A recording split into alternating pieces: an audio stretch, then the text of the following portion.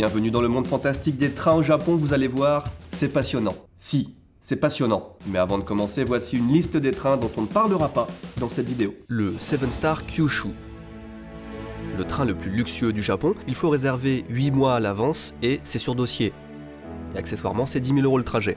Le Twilight Express Mizukaze. Est-ce qu'il n'est pas magnifique? On dirait une chenille avec une armure. Pareil, 7 mois d'attente et des billets attribués par tirage au sort. Le train à vapeur SL Hitoyoshi. Stylé, mais à l'autre bout du pays, est-ce qu'il vous fait pas penser à ça? Galaxy Express 988 vole dans l'espace à des millions d'années-lumière. On ne verra pas non plus les trains Galridar, le Genbi Shinkansen, le train Anpanman, le train Hello Kitty, le train de l'empereur du Japon, qu'on ne va pas essayer parce que youtubeur apparemment c'est pas un argument suffisant pour monter à bord. On ne parlera pas de tout ça et pourtant cette vidéo fait 20 minutes 54. C'est vous dire s'il y a des trucs à dire et à montrer. Allez, sans perdre plus de temps, en voiture. Bonjour. Tokyo, 6h du matin, dans le froid. Oui, je pars sur le terrain. Fini les vidéos réalisées bien au chaud dans un confort indécent. Mitsugi derrière la caméra. Bonjour Mitsugi, pas trop froid aux mains? Ça va. Il n'y a absolument personne. Déjà, on va briser un premier cliché au Japon, c'est que les trains sont bondés, qu'on doit pousser les gens dedans. Ça peut arriver. C'est vrai que le Japon, c'est le pays qui a inventé les pushmen, ceux qui te tassent comme ça dans les trains. J'irais pas dire que c'est un mythe parce que ça existe vraiment, mais c'est quand même assez rare. Faut pas croire que c'est très répandu. Personnellement, j'ai jamais vu ça. Ça, c'est mon petit plaisir du matin quand il fait froid en hiver. Petite soupe de maïs, là, petite tradition.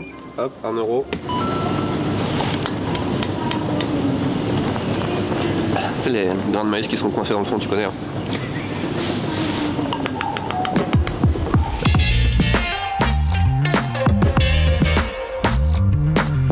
On se dirige vers la gare de Ueno. Ueno, 22e plus grande gare du monde. Effectivement, la 22e gare au monde ayant le plus de passagers quotidiens se trouve au Japon. Il s'agit, comme je viens de le dire, de la gare de Ueno. La 21e gare du classement se trouve également au Japon, tout comme la 20e et aussi la 19e et la 18e.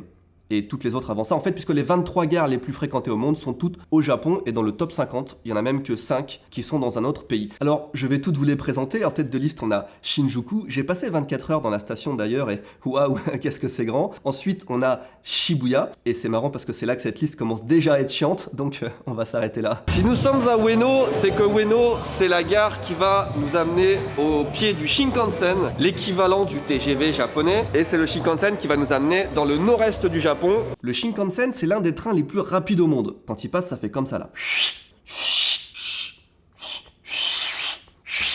Ok, pour être honnête, le TGV l'atomise quand même en record de vitesse, mais en utilisation, ils ont la même vitesse commerciale, c'est-à-dire 320 km/h. J'aimerais bien avoir une course d'ailleurs entre le TGV et un Shinkansen. Après, si on veut jouer à qui est la plus grande, c'est le Japon qui gagne, pour une fois, avec le Maglev qui dépassera les 500 km/h en vitesse commerciale à partir de 2027, quand il sera en service. Je dirais bien qu'il va rouler sur la concurrence, mais il n'a pas de roue.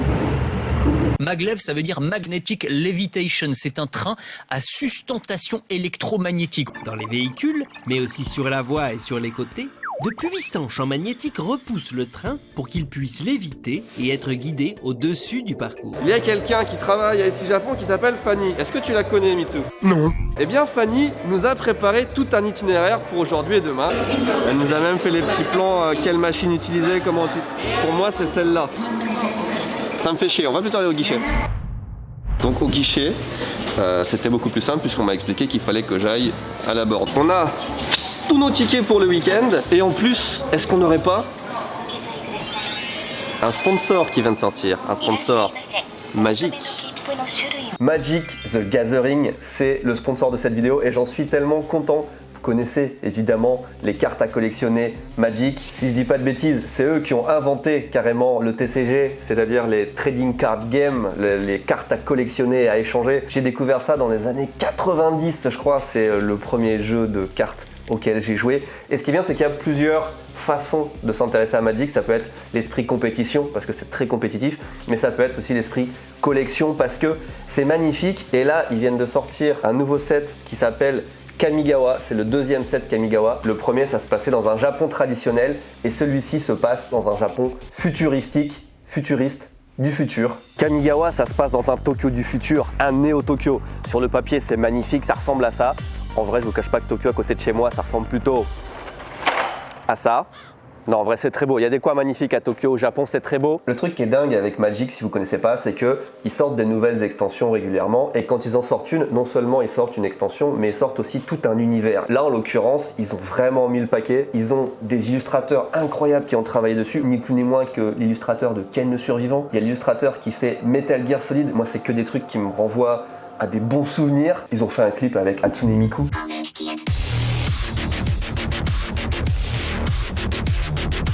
D'ailleurs, je ne sais pas si vous êtes au courant, mais quand vous achetez un booster, par exemple, là on a un booster d'extension, ça veut dire qu'il y a au moins une bonne carte, très bonne carte dedans. Il y a aussi des cartes qui ne sont pas faites pour jouer, mais des cartes d'illustration à collectionner. Ça, c'est des cartes que je possède déjà et que je garde comme petite illustration parce que c'est des œuvres d'art Magic tout simplement. Et là, j'ai la chance d'avoir en exclusivité les cartes Kamigawa qui ne sont pas encore sorties au moment où je tourne cette vidéo. Et on va découvrir ça ensemble.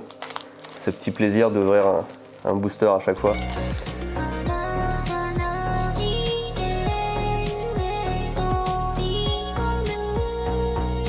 Alors c'est ce que je disais, tu vois, dans les boosters d'extension, il y a une illustration en plus. Et regarde-moi ça. Franchement, waouh. Si vous aimez les cartes à collectionner, si vous aimez la compétition, si vous aimez les illustrations, tout ce qui touche un peu à l'univers du Japon, je vous conseille de découvrir ce set magique Kamigawa, la dynastie Néon dans un Tokyo futuriste. Merci pour cette sponsor incroyable. Vraiment, si on m'avait dit ça quand j'étais au collège, qu'un jour Magic viendrait frapper à ma porte pour me dire est-ce que tu veux parler, mais c'est incroyable ce qui arrive. Vous voyez ce qu'il y a là ? Ça s'appelle des Ekiben. Et il y a une tradition quand on prend le train au Japon, surtout un Shinkansen, c'est qu'on se mange un petit. Ça va faire ça toute la journée. Oui.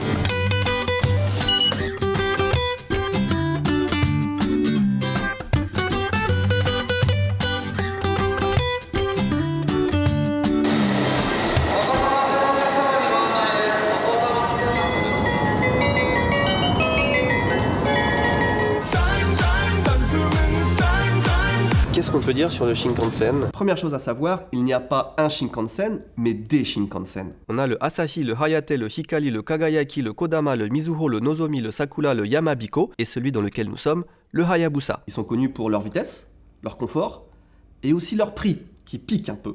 On a payé à peu près 13 000 €. 13 000 yens. Quelques fun facts, les Shinkansen sont équipés d'un frein d'urgence automatique en cas de tremblement de terre. Le retard moyen d'un Shinkansen, c'est de 20 secondes. Départ à 8h02, 8h02, pile. Donc on est très proche des performances finalement de la SNCF.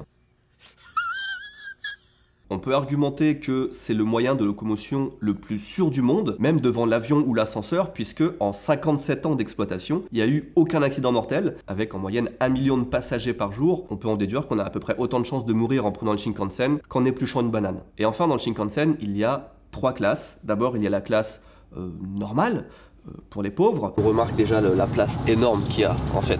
On a un petit porte-gobelet, on a, alors ça c'est très important, la petite prise pour brancher généralement son ordinateur portable parce qu'on n'oublie pas que c'est souvent des hommes d'affaires, des gens qui travaillent qui prennent le Shinkansen et pas des comptes youtubeurs comme nous. Chose que j'apprécie beaucoup, c'est la taille des fenêtres.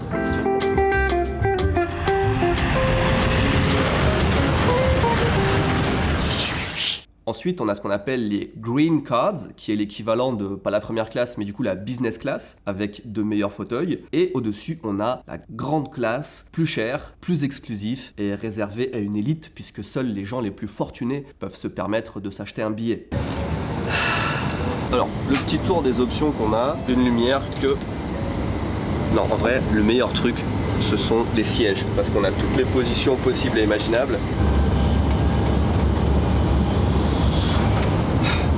Est-ce qu'on n'est pas bien là? J'ai une petite trappe ici. J'imagine que c'est le plateau.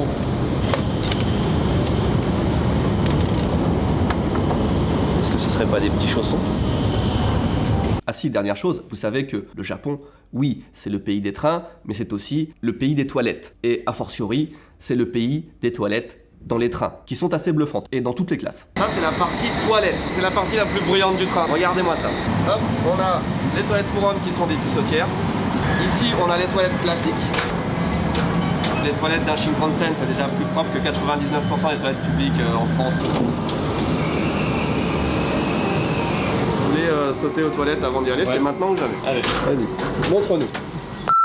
Là on est dans un Shinkansen, mais c'est à peu près la même chose dans tous les trains qui font des longues distances. Généralement on trouve aussi des salles fumeurs et des distributeurs de boissons, ou alors quelqu'un avec un petit chariot là qui passe pour te vendre son paquet de chips à 5 €.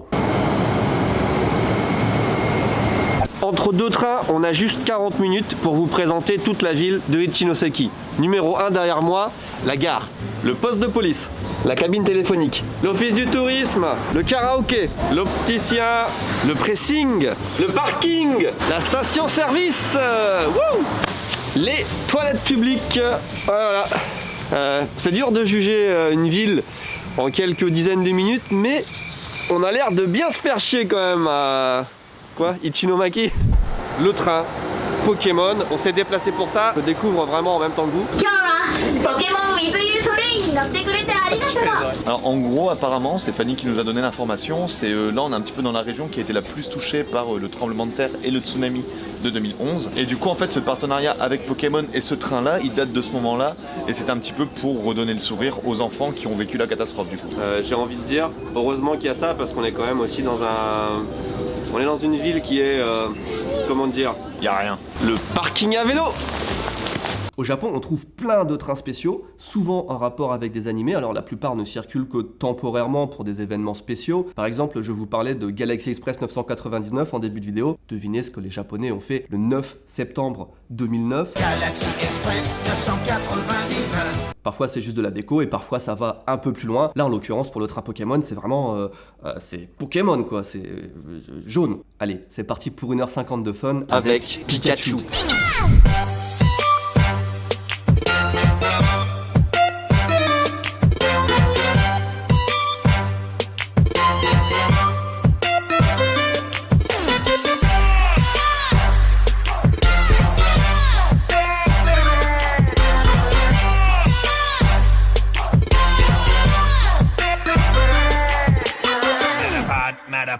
Pour ceux qui prennent des selfies, c'est incroyable aussi. T'as ton bonnet qui frotte sur le haut du truc. Je vais conduire le train. Tchou-tchou. Je suis très bien en ta compagnie, hein, Mitsu. Tu sais que j'adore qu'on fasse des vidéos ensemble et que je prends beaucoup de plaisir, mais je regrette de ne pas être avec mes enfants quand même. Je crois que c'est la première fois que je suis dans un wagon de train qui est une salle de jeu en fait. Où il n'y a rien, où c'est juste fait pour jouer, c'est de la moquette par terre, t'as des peluches. J'ai jamais vu ça dans un autre train. Étant donné qu'on est dans un train Pokémon, est-ce qu'on jouerait pas aux cartes?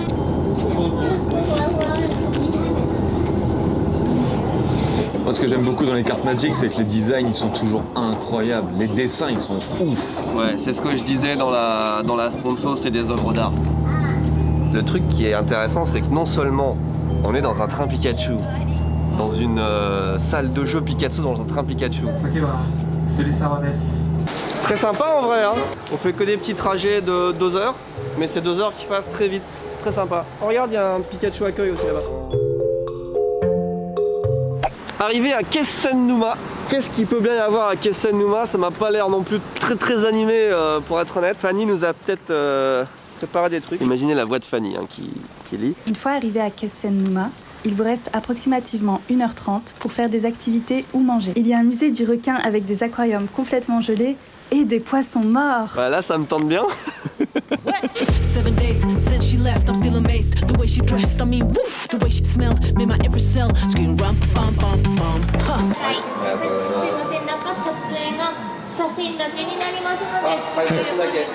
Oh shit, here we go again.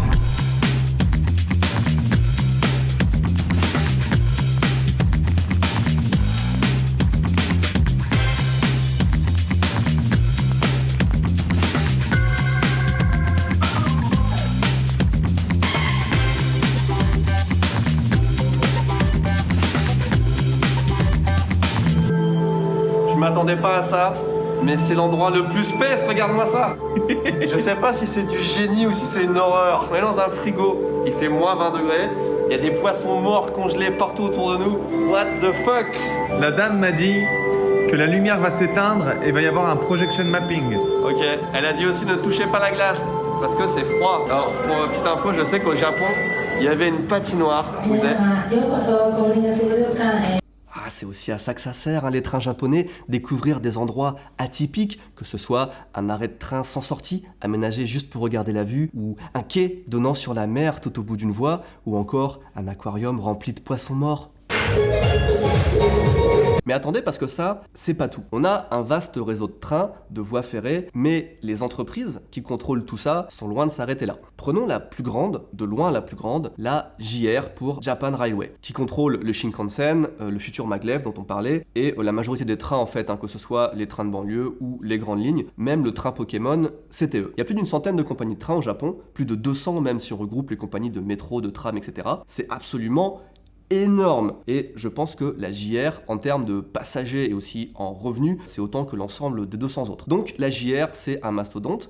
Ils ont les trains, les gares, mais aussi une compagnie de bus, des hôtels, des centres commerciaux. Ils ont la carte Suica, qui est l'une des cartes de paiement les plus utilisées du Japon. Et de temps en temps, ils ont aussi des robots un peu cons qui essaient de t'indiquer ton chemin. Alors on sait comment fonctionne une carte de paiement, on est tous déjà montés dans un bus, donc je me suis posé la question, à quoi ressemblent leurs hôtels? J'ai testé celui de Fukushima. On a pris la mauvaise sortie, à l'opposé de là où on devait aller. Au lieu de faire 30 secondes de marche, on fait 13 minutes. Oui, alors avant d'aller plus loin, les gares sont évidemment immenses dans les grandes villes en raison du trafic, mais je vous rassure, pour trouver son chemin, c'est généralement très simple. Il suffit pour ça d'avoir le sens de l'orientation d'un oiseau migrateur. Heureusement qu'au moins les plans des trains et des correspondances sont simples, sinon on ne s'en sortirait pas.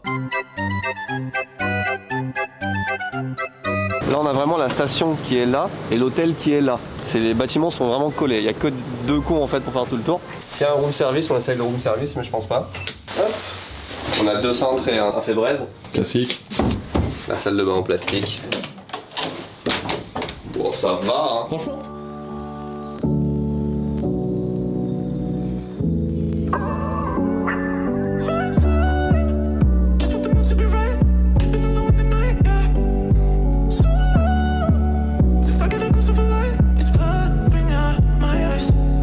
Si, c'est bien Fukushima, si vous vous en doutiez. Fukushima, c'est pas juste une centrale avec des gens en combinaison qui s'agitent autour, c'est aussi des gens qui habitent des villes, des villages, des forêts, des volcans. Si on s'est arrêté là-bas, c'est pour monter dans le train qui a motivé la conception de cette vidéo. Dès que j'ai découvert, j'ai voulu essayer. Alors attention, mesdames et messieurs, voici venir devant vos yeux ébahis le Toleio. Regarde en dessous, c'est pour casser la neige sur les rails, je pense. Voiture 13, c'est nous. C'est tellement chaleureux déjà quand tu rentres. C'est un train, encore une fois, unique, à l'instar du train Pokémon, qui est sur le thème du Japon traditionnel. Et on voit tout de suite en rentrant que rien n'est comme dans un train normal. On est assis sur du tatami quand même. C'est extrêmement lumineux et on voit tout ce qui se passe partout, presque à 360 degrés. Enfin, c'est vraiment trop bien pensé. Je pense que ça va être un plaisir.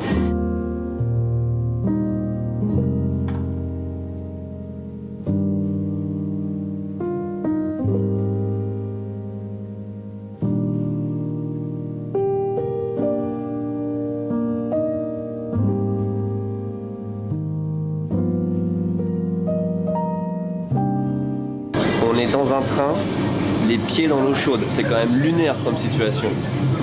Jusqu'il y a 2 jours, je ne pensais même pas que ça existait un train comme ça.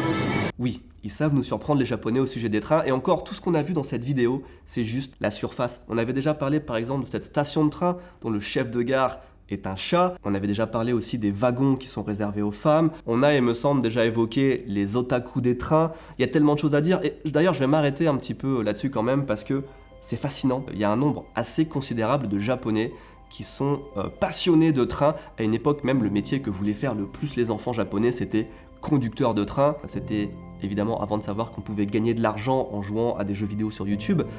Bref, on voit partout des gens prendre des photos le long des voies ferrées. La plupart essayent de spotter tous les trains qui existent, de préférence devant un beau décor. Et c'est un passe-temps qui peut prendre toute une vie. C'est un petit peu comme si vous voulez d'essayer de photographier tous les oiseaux différents d'une région, je sais pas. Ça les amène à se déplacer dans tout le pays. Certains explorent même des gares abandonnées pour trouver des vieilles locomotives. Certains s'échangent des infos sur des forums pour savoir où et quand passera tel et tel train. Par exemple, le Omeshi-Resha qui est le train de l'empereur. Et au début, je comprenais pas trop l'engouement, mais maintenant j'adhère totalement. C'est vraiment le genre d'activité qui pourrait bien occuper ma retraite finalement. Et puis, pour continuer sur les spécificités du Japon quand même, vous l'avez sans doute remarqué, mais ce qui rend les trajets agréables, c'est pas seulement le confort et la fiabilité des horaires, mais c'est surtout le civisme des gens qui respectent énormément les endroits qu'ils partagent. Pas de bruit, pas de dégradation, pas de saleté, personne qui parle au téléphone, pas de vol non plus, pas de pickpocket ou autre. C'est tout ça qui fait que les Japonais sont vraiment les plus grands voyageurs en train. Et ce qui est encore mieux, c'est de voir que le réseau s'améliore continuellement. Les trains, les gares, les quais, on n'a jamais l'impression que c'est vieux, ça bouge, il y a tout le temps des nouveaux trucs à découvrir. Le Japon, c'est définitivement le pays numéro 1 des trains. C'est sans appel. Et c'est ainsi que s'achève cette vidéo. Que a-t-on appris aujourd'hui? Déjà qu'il faut s'abonner à la chaîne de Mitsugi qui a été exceptionnelle pendant 2 jours comme d'habitude. Beaucoup de plaisir à voyager en train au Japon. Si vous passez au Japon, pensez-y, faites-vous un petit itinéraire comme ça. Prenez un train sympa sans connaître la destination. C'est exceptionnel. Nous on rentre à la maison et on rentre comment? On rentre en train, bien entendu. À bientôt, je vous fais des bisous. Bye.